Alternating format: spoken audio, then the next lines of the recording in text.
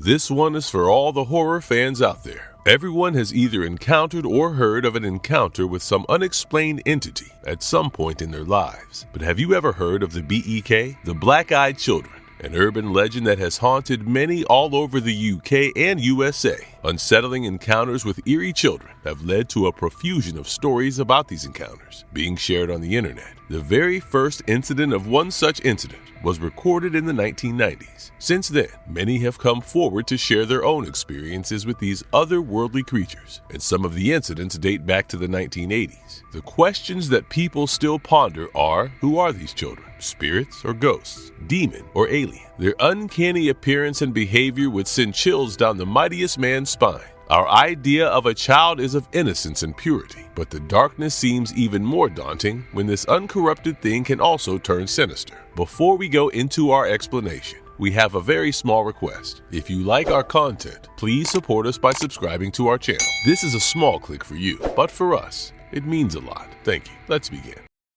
The origins. The first known account of black-eyed children dates back to 1996. Brian Bethel, a journalist who worked at the Abilene Reporter News, based in Texas, happened upon two kids one night in his car. He had his car parked near a theater and was using the street light to write a check when two boys, one around 9 years old and the other a tween, perhaps about 12 years old, approached his car. They asked him if Brian could give them a ride back to their home. They wanted to watch Mortal Kombat at the theater and had to go back home to get money for the tickets. But something felt off from the get-go. It is natural to want to help kids stranded on the road, but there was an uncanny presence about them. Brian told the kids that the movie had already started and they could not catch it anyway. That is when he saw their dark, soulless eyes. No whites in their eyes, no color in their iris, just two sets of black holes staring at him. They did not speak normally either. A mugged-up dialogue to sound like a human. A sense of dread ran through Brian's bones when one of the boys spoke to him.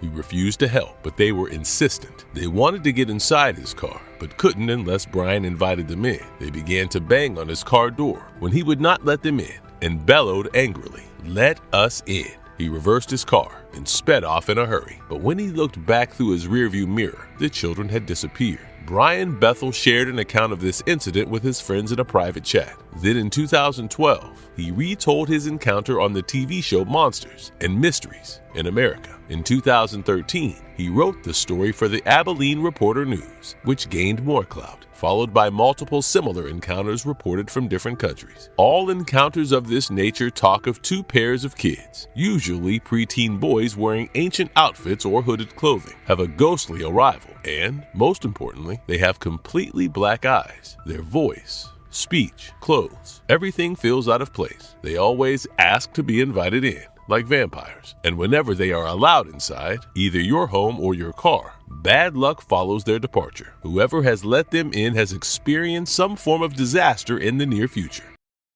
Uncanny encounters. These children of the night may appear completely harmless, but be warned, for they carry doom as their pet. In the burrows of the nightmare, they may come to you and exploit your trust and inclination to help a young child. People say the eyes are the windows to one's soul, but these children are devoid of souls. Most accounts of the black-eyed children talk of two young boys asking to be let into their car or their home. During every single encounter, after taking one glance at them or just hearing their voices, they have felt a chill down their spine. It can be difficult to refuse once they come to you and ask you to be let in. There is suspicion about their hypnotic abilities to make one do their bidding. You fall into a trance after hearing their mechanical voices. The warmth you are supposed to feel around children is missing with these inhuman entities. Some suspect them to be the devil's spawn. Some assume them to be demons or evil spirits. And some think they are aliens, taking on a subpar human form. Whoever has recounted letting them in had experienced some downfall or death in their life. For decades, especially since the Industrial Revolution in Europe, children have been romanticized. Their innocence, their inherent goodness, and innocuous worldview have molded us to believe that they are the best part of humanity. But when a little harmless being turns into a carrier of horror and death, they become humanity's worst nightmare. Stories of changelings in Celtic lore, or water babies in Native American myths, have also portrayed children as fearful creatures. The black-eyed children is a modern folklore. Therefore, there are more believers. The accounts of such stories are more recent, making them more terrifying.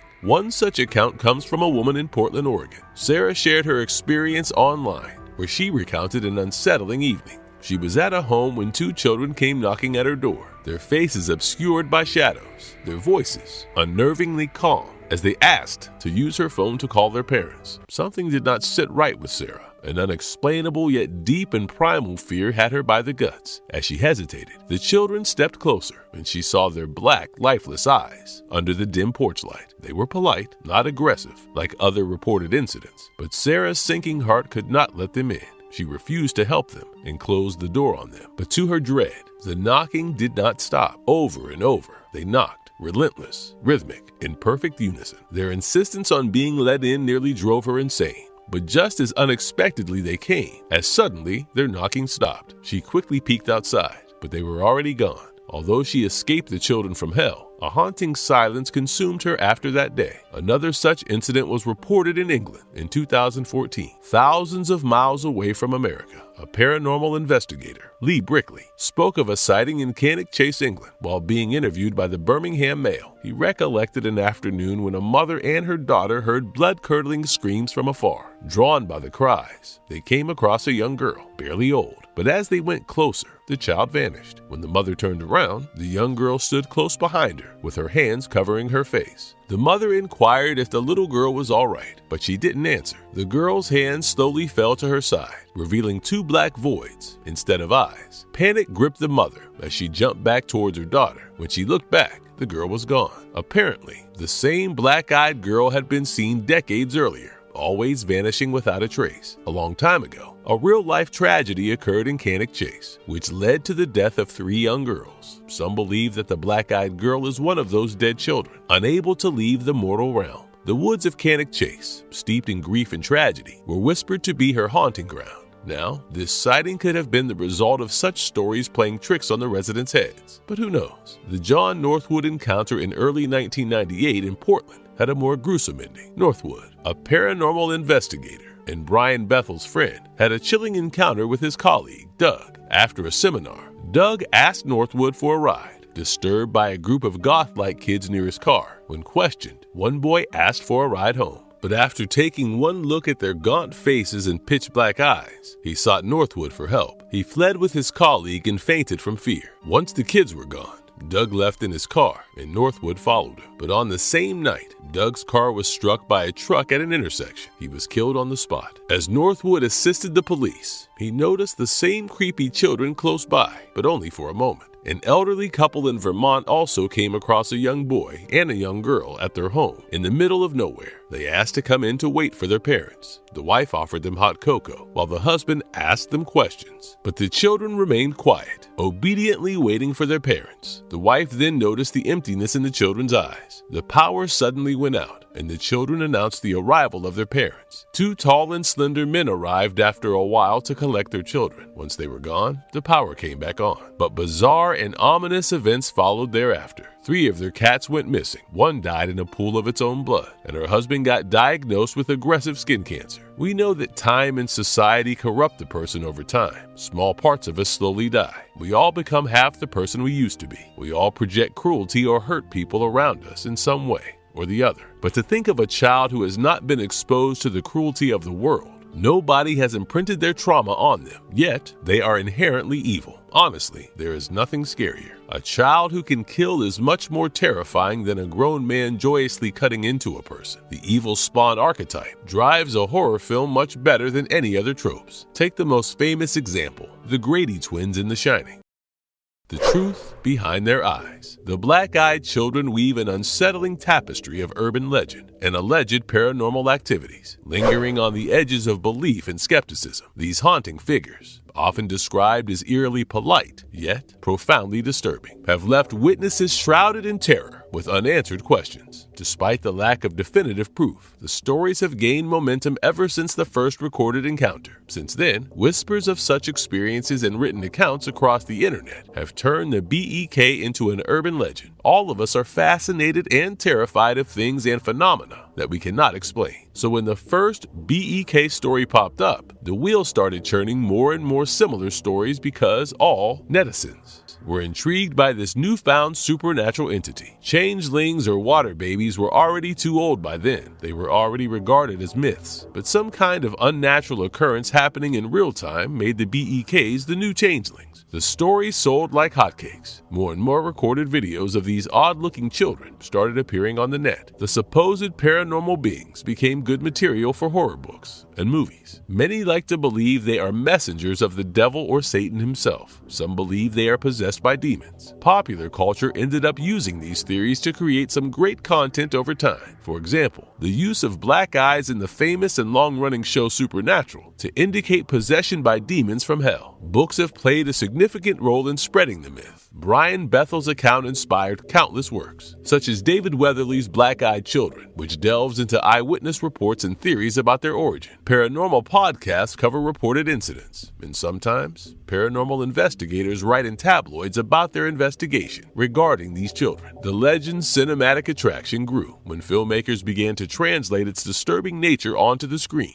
They were portrayed as harbingers of death in movies like Let Us In 2021, and before that, in 2015, Black-Eyed Children, Let Me In. Their appearance, unusual calmness along with the pale faces and eyes that look like bottomless pits, has become a visual shorthand for unease and otherworldly terror in pop culture. The inclination towards belief is completely justified because even though all the accounts of these doomed children are similar, there are some inconsistencies. Why do they ask to be led inside the home? If they are in fact the personification of death, then it's even more unbelievable since death does not ask and come, it takes as it wills. Then there's the most significant feature, their eyes. Some accounts say their eyes are like two black holes. Others say that they turn black when their request to be let in isn't obliged, and they become aggressive. In the Vermont case, the elderly couple hosted the two children until their parents came to collect them. So, are the children in the trailer before the movie begins? Or are they deadly entities who bring wrack and ruin? All this could very easily be explained as mass hysteria. Once the story started, more people thought they saw these kids. Maybe it was the shadows playing tricks on their eyes on a moonlit night. Like the Cannock Chase incident, there were 3 horrid murders of young girls that took place in the town. Perhaps the tragedy impacted the people there so much that their minds conjured up these accounts, which aligned with popular stories they had heard or read in the media. The very nature of Black-Eyed Children invites speculation. Are they lost souls, still wandering in our world? Are they supernatural tricksters, preying on human vulnerability? Or could they be something darker? Their origins rooted in forces beyond comprehension. Times haven't changed as much as we like to think. From the 14th century to the 18th century, witch hunts were quite popular in Europe. Evidence was not of importance, but any unexplained event surrounding people had to mean something otherworldly. The way humans think has not changed at all. Skeptics may dismiss these children of the night as modern folklore born of overactive imaginations and the human penchant for fear. But many are driven by the urge to believe in them because it means there is more to the world than our naked eye can catch.